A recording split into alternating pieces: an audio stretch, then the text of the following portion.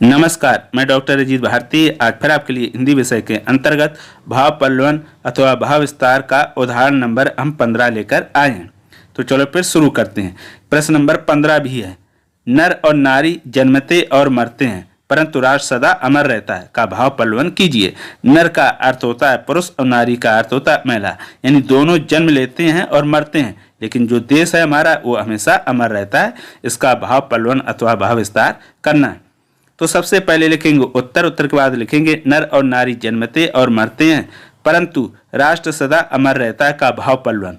उसके बाद लिखना शुरू करेंगे, नर और नारी जन्मते और मरते हैं परंतु राष्ट्र सदा अमर रहता है। यह कथन राष्ट्र की अमरता और उसकी महत्ता को दर्शाता है।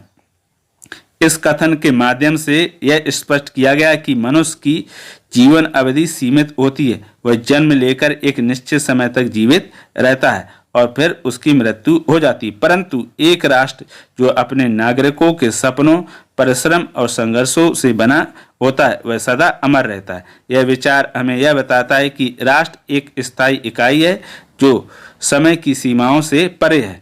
व्यक्ति का जीवन व्यक्तिगत हो जा सकता है लेकिन राष्ट्र एक सामूहिक पहचान है। व्यक्ति अपने जीवन के दौरान कई उपलब्धियां प्राप्त कर सकता है परंतु उसकी असली मान्यता तब होती है जब वह अपने राष्ट्र के विकास और उसकी उन्नति में योगदान देता है। राष्ट्र की सेवा करना उसके आदर्शों और मूल्यों को बनाए रखता है और उसकी रक्षा करना व्यक्ति का सबसे बड़ा कर्तव्य होता है। फिर आगे लिखेंगे कि यह इस कथन का यह भी अर्थ है कि हम सभी नागरिक चाहे नर हों या नारी हों अपने अपने योगदान से राष्ट्र को सशक्त बनाते हैं। सशक्त का अर्थ है मजबूत। हमारी व्यक्तिगत सफलताएं और असफलताएं राष्ट्र के अस्तित्व को प्रभावित नहीं करती परंतु जब हम मिलकर राष्ट्र के लिए कुछ करते हैं तो वह योगदान अमर हो जाता है और आने वाली पीढ़ियों के लिए प्रेरणा बन जाता है।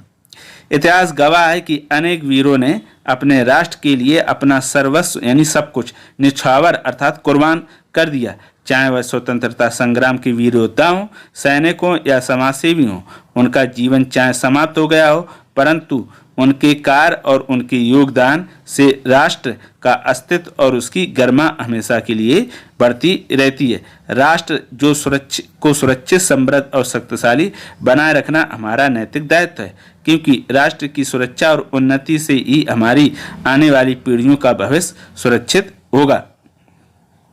फिर हम लिखेंगे अगले पैराग्राफ में कि अतः यह कथन हमें याद दिलाता है कि व्यक्तिगत जीवन और मृत्यु क्षणिक हैं। क्षणिक मतलब कुछ समय के लिए, लेकिन एक राष्ट्र की अमरता और उसकी स्थिरता अनंत है। अनंत मतलब जिसका कोई अंत नहीं, लंबे समय तक। राष्ट्र की सेवा, उसकी रक्षा और उसके प्रति प्रेम ही कर्तव्य है जिसे हर नागरिक को अपना सर्वश्रेष्ठ देना चाहिए।